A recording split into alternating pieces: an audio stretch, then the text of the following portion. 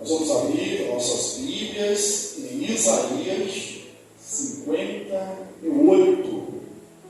Todos acharam? Bem? Eu vou ler, peço aos irmãos a gentileza de acompanharem. Diz assim: clama a plenos pulmões, não te detenhas, ergue a voz como a trombeta, e anuncia ao meu povo a sua transgressão, e à casa de Jacó os seus pecados. Mesmo neste estado, ainda me procuram dia a dia, tem prazer em saber os meus caminhos, como o povo que pratica a justiça e não deixa o direito do seu Deus. Perguntam-me pelos direitos da justiça, tem prazer em se chegar a Deus, dizendo: por que jejuamos nós, e tu não atentas para isso? Por que afligimos a nossa alma, e tu não levas em conta? Eis que no dia em que jejuais, cuidais dos vossos próprios interesses, e exigis que se faça todo o vosso trabalho. Eis que jejuais para contendas e rixas, e para ferirdes com punho iníquo, jejuando assim como hoje, não se fará ouvir a vossa voz no alto. Seria esse o jejum que escolhi? Que o homem um dia aflige a sua alma, incline a sua cabeça como o junco, e estenda debaixo de si pano de saco e cinza? Chamarias tu a isso de jejum e de aceitável ao Senhor? Porventura não é esse o jejum que escolhi? Que solte as ligaduras da impiedade, desfaças as ataduras da servidão, deixes livres os oprimidos, e despedaces todo jugo? Porventura não é também que repartas o teu pão com o faminto, e acolhas em casa os pobres desabrigados, e se vires o nu, cubras, e não te escondas do teu semelhante? Então romperá a tua luz como a alva, a tua cura brotará sem vergonhas, a tua justiça irá diante de ti, e a glória do Senhor será a tua retaguarda. Então clamarás, e o Senhor te responderá, gritará por socorro, e ele dirá: eis-me aqui. Se tirares do meio de ti o jugo, o dedo que ameaça, o falar injurioso, se abrires a tua alma ao faminto, e fartares a alma aflita, então a tua luz nascerá nas trevas, e a tua escuridão será como o meio-dia. O Senhor te guiará continuamente, fartará a tua alma até em lugares áridos, e fortificará os teus ossos. Serás como um jardim regado e como um manancial, cujas águas jamais faltam. Os seus filhos edificarão as antigas ruínas. Levantarás os fundamentos de muitas gerações, e serás chamado reparador de brechas e restaurador de veredas, para que o país se torne habitável. Se desviares o pé de profanar o sábado e cuidar dos teus próprios interesses no meu santo dia, se chamares ao sábado deleitoso e o santo dia do Senhor digno de honra, e honrares não seguindo os teus próprios caminhos, não pretendendo fazer a tua própria vontade, nem falando palavras vãs, então te deleitareis no Senhor, Eu te farei cavalgar sobre os altos da terra, e te sustentarei com a herança de Jacó, teu pai, porque a boca do Senhor o disse. Amém. Assentai-vos, irmãos. Que texto maravilhoso da palavra de Deus, que texto formidável e impactante ao mesmo tempo. Aqui, a hipocrisia de Judá, a hipocrisia do povo de Deus é apontada. Você deve estar lembrado também que no Novo Testamento, dos pecados que mais Jesus apontou foi a hipocrisia dos fariseus. Falavam com os lábios, louvavam com os lábios, mas Jesus disse que seu coração está longe de mim. A hipocrisia, a falsidade, ela está presente aqui também em Judá, no meio do povo de Deus. E o contexto, como nós já temos dito aqui durante todos esses domingos, expondo o livro de Isaías, é do exílio. Primeiro o exílio de Israel, em 722, e depois o exílio de Judá, o reino do sul, que Isaías só profetiza e não vive em 586 a.C., a maior perda, a maior derrota para Judá com a destruição do templo. Bem, e o povo perguntava, o povo questionava, por que Deus não fala? Por que Deus não age? Por que Deus não intervém? Por que a nossa sorte não muda?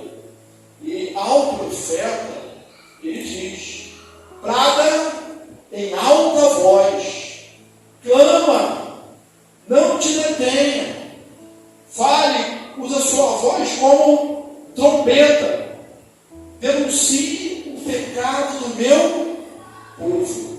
Essa é a voz do profeta.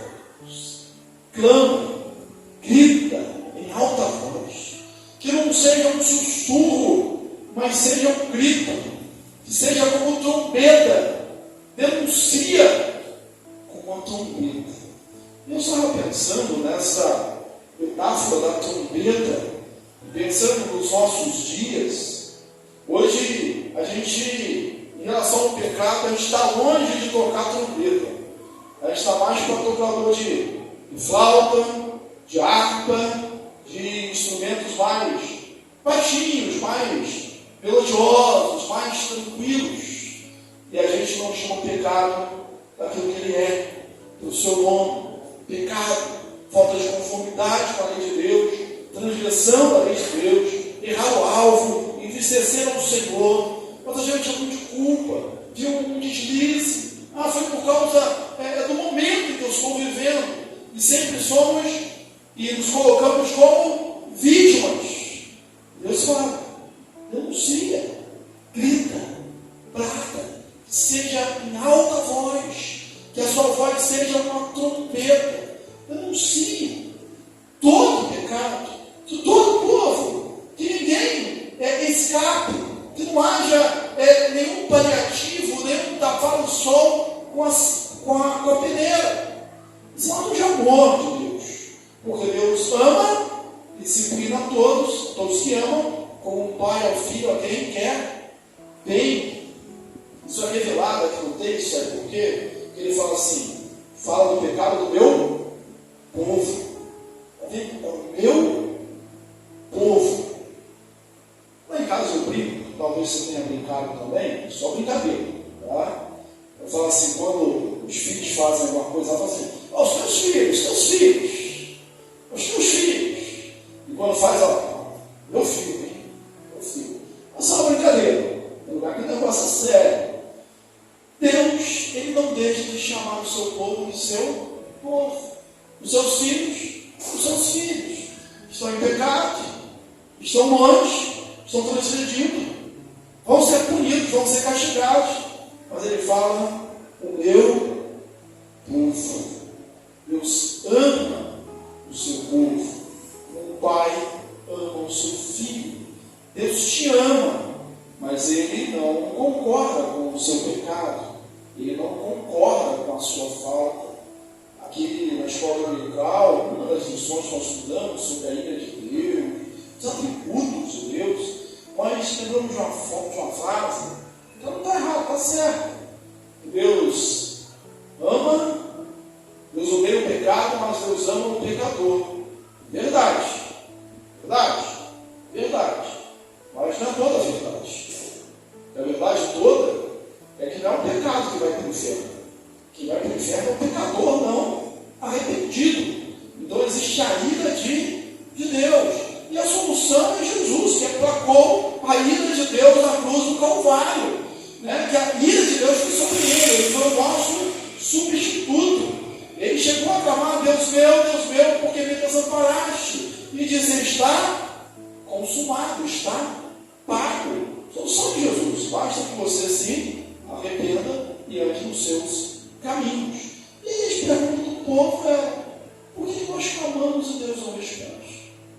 Por que nós jejuamos e tu não atentas para isso? Não faz caso disso. Porque nós guardamos, e aí eu estou já me antecipando, um sábado, e o Senhor não nos olha, o Senhor não nos aprova. E aí Deus responde. Deus responde. Acaso vocês chamam isso de jejum? É isso o jejum que eu escolhi? É que vocês ponham um pano de saco na cabeça,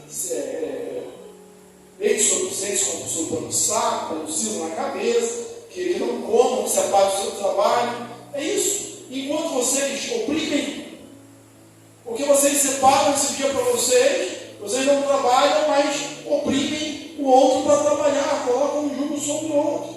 Vocês fazem isso e vocês não soltam as ligaduras, as prisões.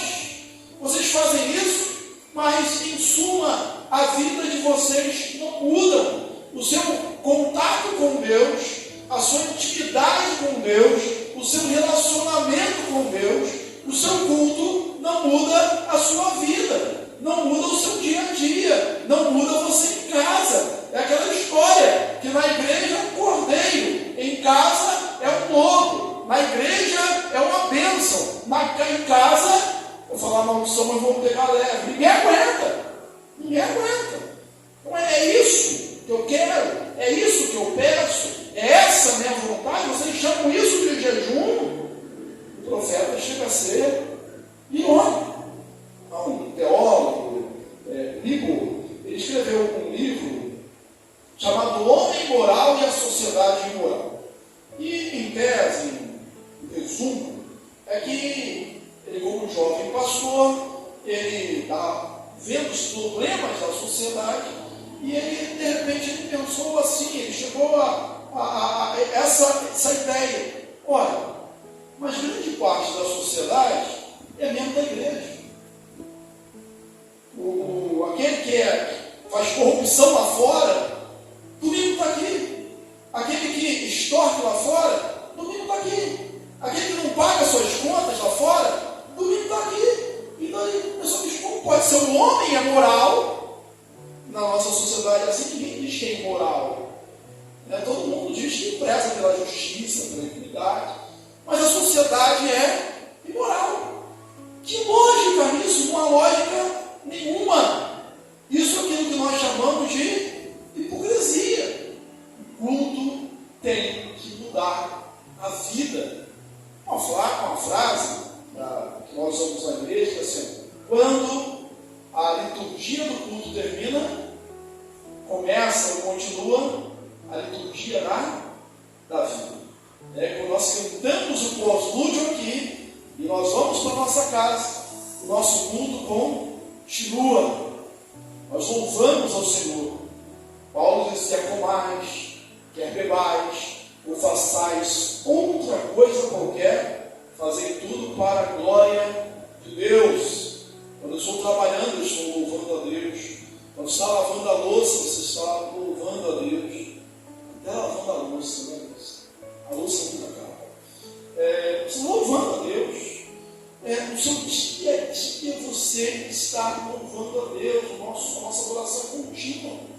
E havia uma desconexão, havia um divórcio aqui entre a liturgia, entre o ritual e entre a vida.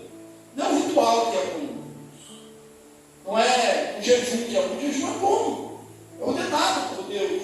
Não é o sábado, está lá nos 10 mandamentos, guardará o sábado do Senhor, você vai descansar nele. Na igreja nós temos desde a ressurreição de Jesus o domingo, porque Jesus ressuscitou no domingo, porque o Pentecostes foi no domingo, porque as ofertas eram tiradas no domingo, a igreja aparecia reunida sempre no domingo, no dia do Senhor, porque Jesus apareceu a João na ilha de Páscoa no dia do Senhor, é o domingo, mas o princípio é o mesmo, é um dia entre sete para o descanso, né? A gente separa, a gente guarda para servir ao Senhor, para dedicarmos à adoração.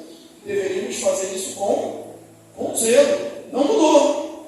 A nossa confissão de fé diz que a gente deve fazer todo o esforço para organizar a nossa vida, de sorte que no domingo a gente possa dedicarmos ao Senhor. E que algumas coisas que são vistas em outros dias, não é que essas coisas são erradas, devem ser evitadas nesse dia. Por quê? Para que eu dedique mais tempo ao Senhor. Não é o rito que é ruim, não é o jejum que é ruim, é o jejum fora do objetivo que Deus criou. Mais ou menos aquilo que Deus falou por meio de João, um apóstolo, lá em Apocalipse, no capítulo 2, quando ele fala às igrejas da Ásia Menor, fala especialmente a igreja de Éfeso. E a igreja de Éfeso, ela era boa na doutrina, era boa nas obras, no trabalho, mas as suas obras, as últimas, mais numerosas do que as primeiras, era uma igreja boa, eram firmes nas obras e na doutrina. E aí o Senhor diz para eles assim: tenho porém contra ti que abandonaste o teu primeiro amor. Faziam as coisas certas, mas pelo motivo errado. E os judeus aqui acreditavam que a forma ia livrar eles, a liturgia, o ritual ia livrar eles. E Deus considera isso coisa vã. Inclusive, às vezes, com maldição. O próprio texto de Isaías, logo lá no começo, diz assim: as vossas luas novas, as vossas festas, os vossos sábados são abominação. Como que o mandamento de Deus se torna abominação? Aí ele diz: as vossas orações eu não ouço. Por quê? Porque eu não posso suportar a iniquidade com ajuntamento solene da congregação. Qual o jejum que eu quero? Aí ele diz: o jejum que ele quer aqui, que você tire o peso do oprimido, que você desate a ligadura da opressão. Se você vir com nu, que você o cubra. Se você vir um faminto, que você o alimente. É o resumo dos mandamentos com Jesus. Amarás ao Senhor teu Deus de todo o teu coração, de toda a tua alma, de toda a tua força, de todo o teu entendimento, e ao teu próximo como a ti mesmo. Tiago, ele vai de forma muito incisiva, no capítulo 1, versículo 27, quando diz assim: a religião verdadeira para o nosso Deus e Pai é esta, que visite as viúvas e os órfãos nas suas tribulações, e a si mesmo se guarde incorruptível, longe da contaminação. Bem, esse ato de cuidar era a ordem do Senhor. Quando eles estavam reunidos, a multidão estava ouvindo a palavra, orientado Jesus que despedisse a multidão, para que cada um fosse pelas vilas, pelos lugarejos, e comprassem alimento. O que Jesus disse?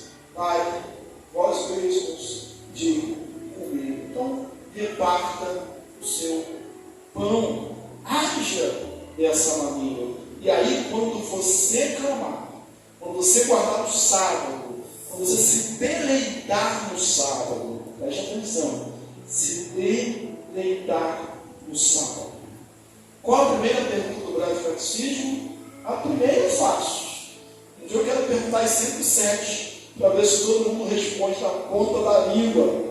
Porque as outras você não vai primeiro. Se decorar a primeira, dá para decorar as outras também. Qual o fim principal do homem?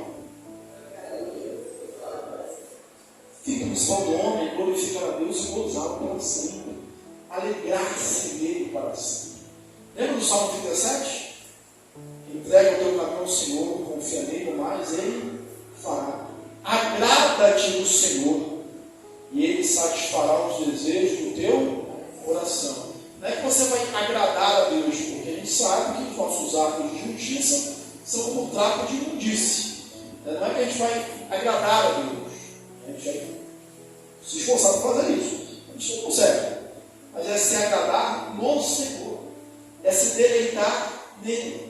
É ter prazer no dia do Senhor. Então, o dia que você se deleitar no sábado, o dia que você deleitar no domingo, o dia que você tiver prazer em ler a Bíblia, o dia que isso não for um peso para você, que você vá às Escrituras, como ela de fato é um meio de graça, um alimento, você vá, como você vai a uma churrascaria para se deleitar ali em pratos, você prefere outra coisa, imagina aí que você prefere, você vai ali com ânsia, com fome, você não vai ali como uma obrigação, tem que você se deleitar nisso que é prazer, nisso prazer em vir para a igreja.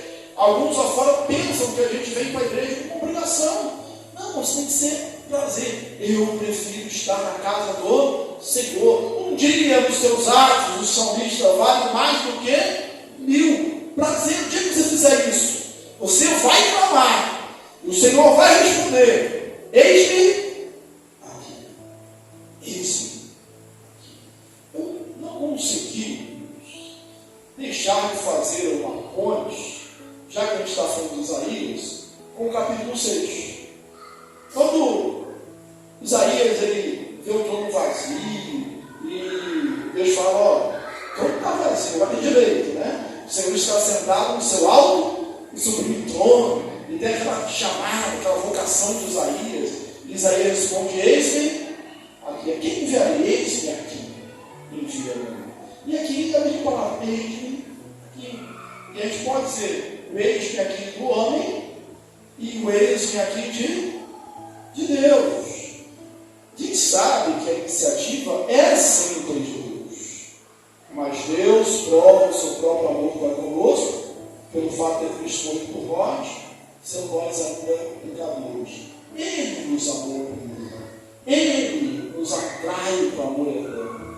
Mas o fato é que quando há uma reciprocidade, uma comunhão, quando a gente fala eis-me aqui, a gente ouve também o eis-me aqui.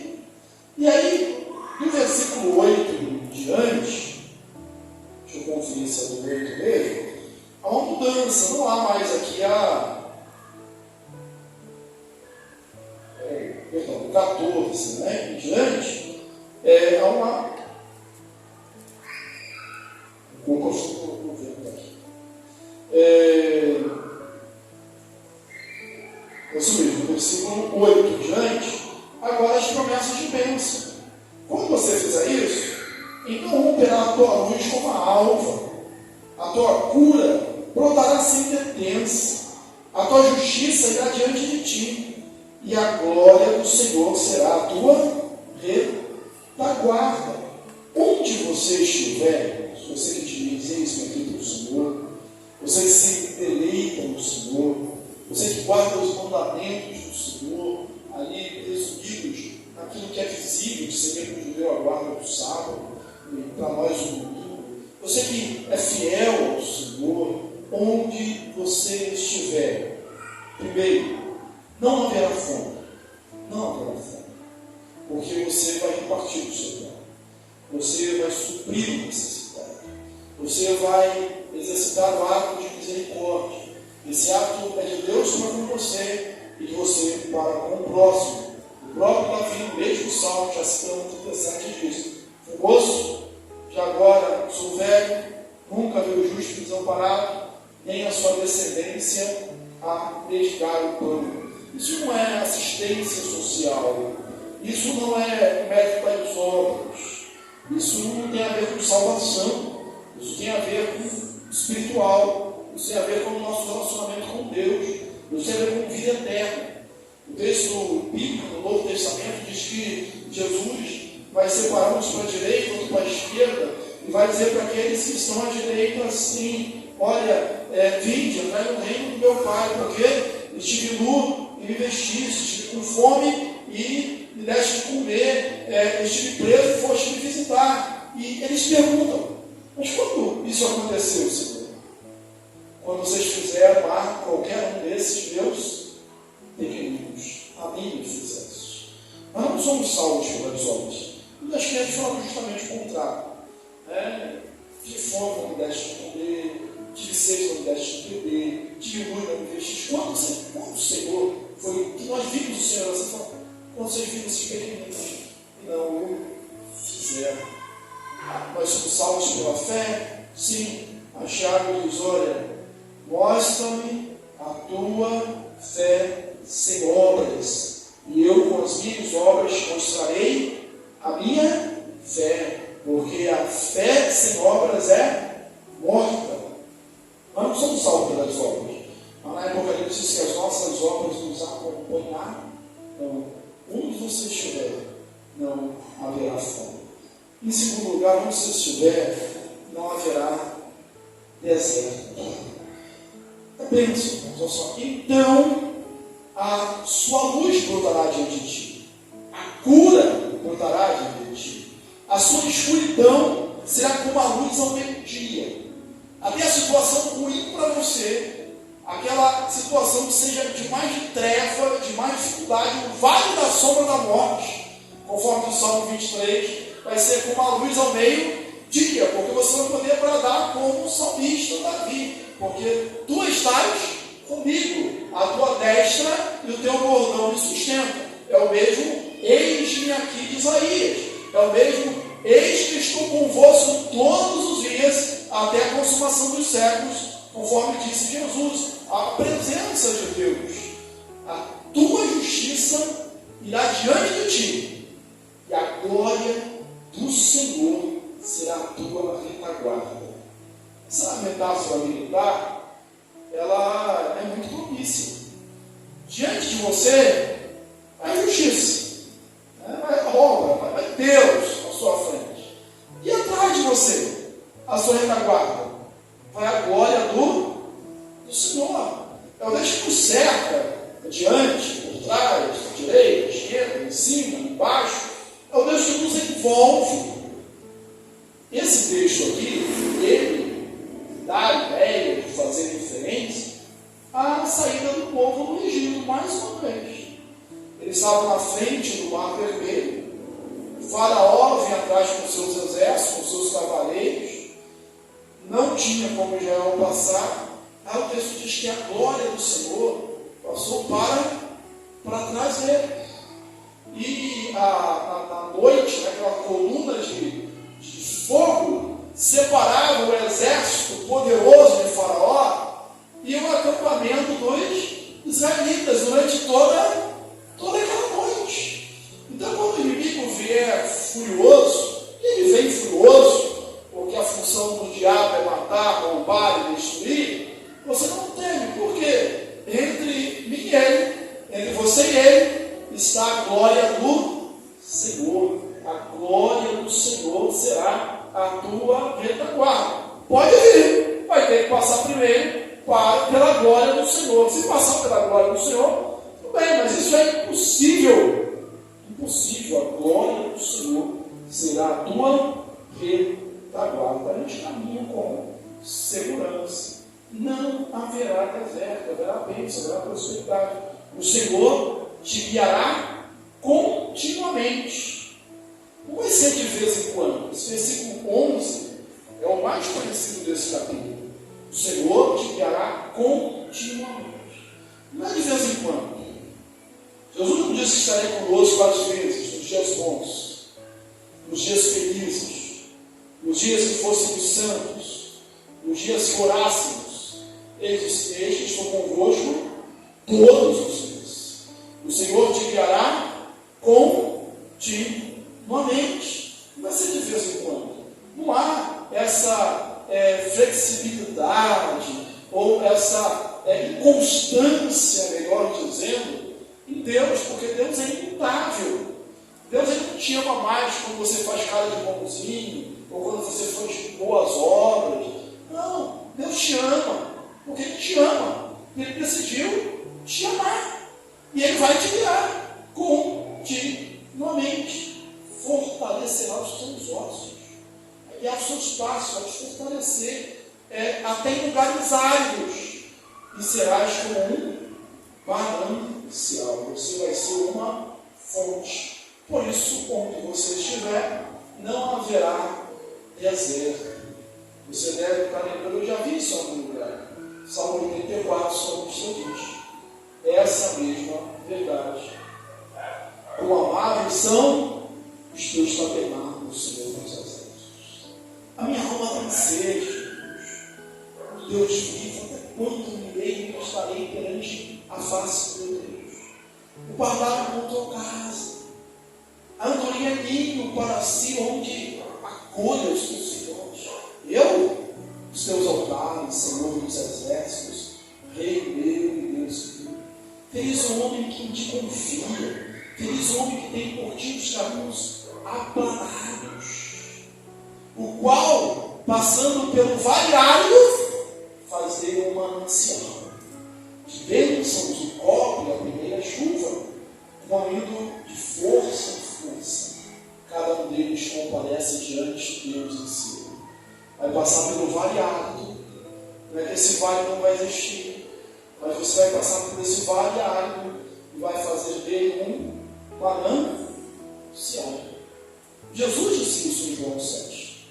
No último dia da grande festa dos judeus. Era a festa dos tabernáculos. 7 dias. Cada dia o sacerdote saía com a procissão, cantando um grande ralé, uma coletânea de salmos.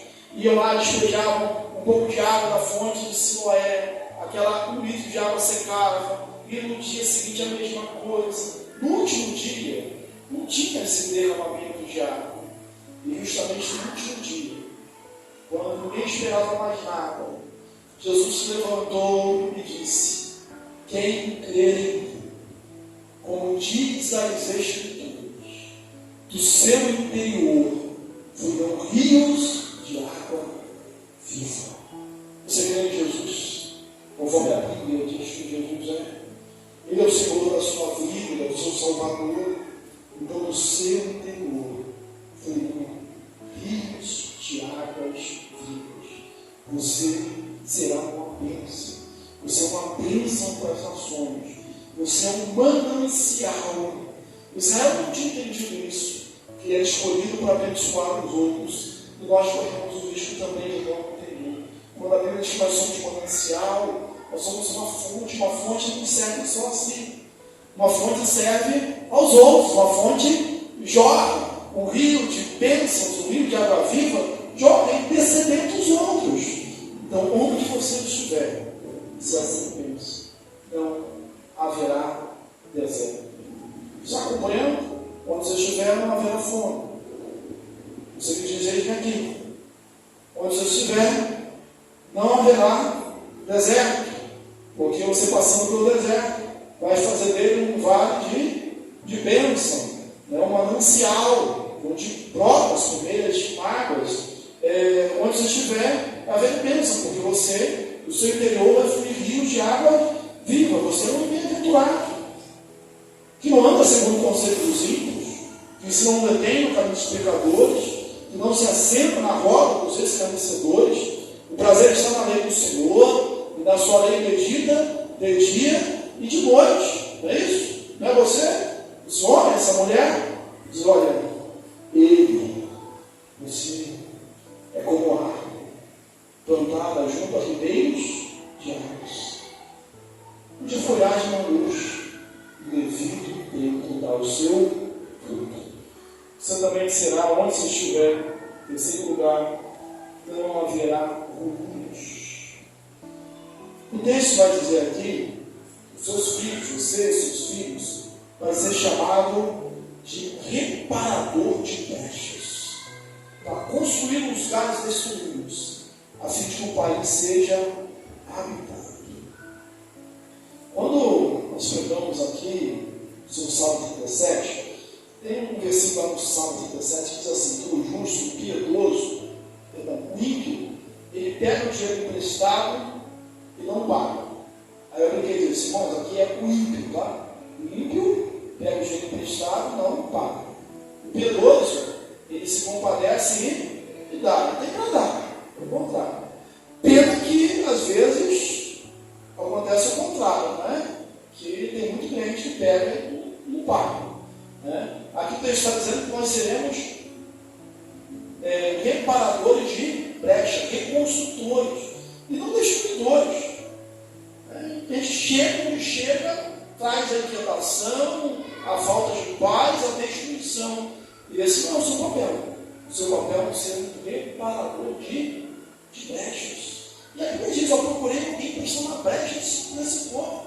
Esse homem é você. É para estar na brecha, para reparar a brecha. Neemias fez isso.